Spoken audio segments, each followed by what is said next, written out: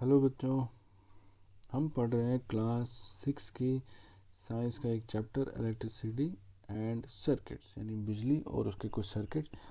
मैंने इसके कुछ क्वेश्चंस आपको करा दिए हैं। कुछ 5 क्वेश्चंस हमने पिछले 2 वीडियो में कर लिए हैं, जिनको मैंने आपको एक एक करके समझाया भी। आज हम क्वेश्चन नंबर 6 से शुरू करेंगे, ठीक है।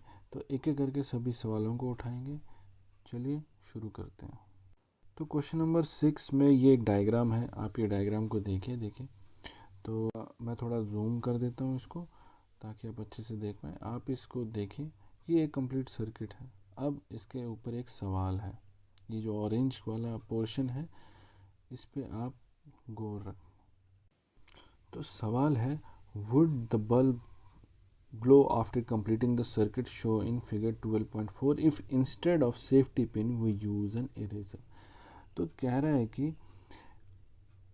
क्या बल्ब में रोशनी आएगी कि अगर हम ये जो सेफ्टी पिन है यहाँ पे, इसके बजाय हम रबर का इरेज़र का इस्तेमाल कर सकें। तो यहाँ पे जो है इसकी जगह इरेज़र का, रबर का इस्तेमाल करें। क्या उसमें बिजली आएगी, सर्किट कंप्लीट होगा कि नहीं होगा, बिजली इनमें से पास होगी कि नहीं होगी।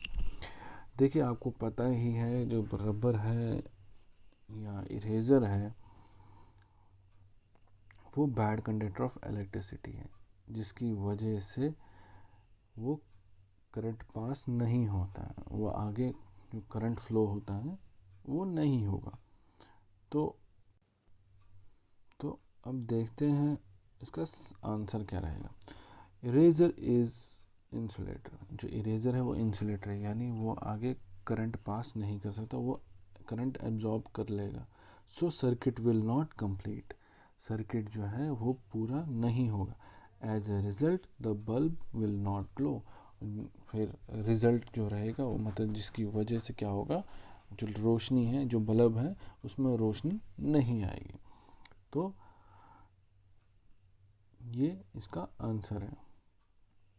फिर अगला सवाल, ये एक सवाल है, इसमें डायग्राम भी दिए। Would the bulb glow in the circuit shown in figure 12.5। कह रहे कि क्या जो इस जो सर 12.15 में जो सर्किट दिया गया है, क्या इसमें लैंप जलेगा। तो है, both the wire were connected to only one terminal of the bulb, so current will not flow through the bulb and it would not glow। we should make a correction as follows। तो कह रहा है कि ये जो circuit है, आप देखिए, मैं आपको जूम करके दिखा रहा हूँ। ये जो सर्किट है, कह रहा है कि सवाल में पूछ रहा है क्या ये बल्ब जलेगा।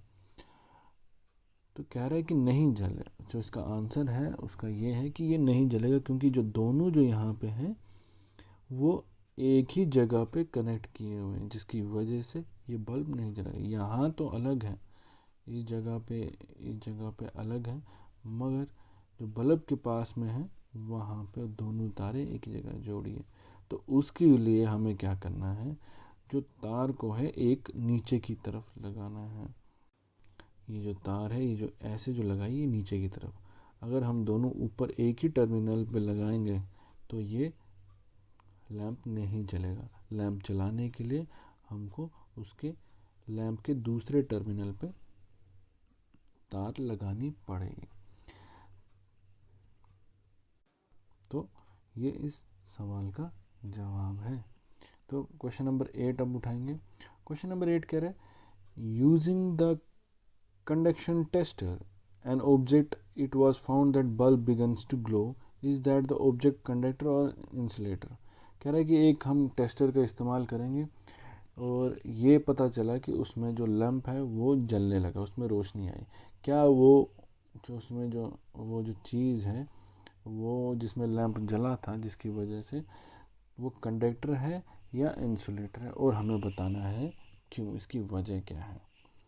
तो since the object allows current to flow and completes the circuit and makes bulb to glow, कि हालांकि जो वो चीज़ है उसने क्या किया है, उसने करंट को अपने बीच में से पास होने दे दिया, मतलब फ्लो होने लग गया, और जिसकी वजह से सर्किट कंप्लीट हुआ और जो बल्ब है वो उसमें रोशनी आई।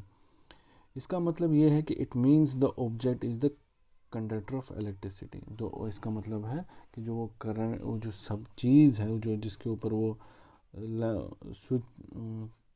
कंडक्शन टेस्टर लगाया था, या जिसको हम टेस्टर भी बोलते हैं, उसको लगाया था, उसमें बिजली पास होगी और वो गुड कंडक्टर ऑफ इलेक्ट्रिसिटी है।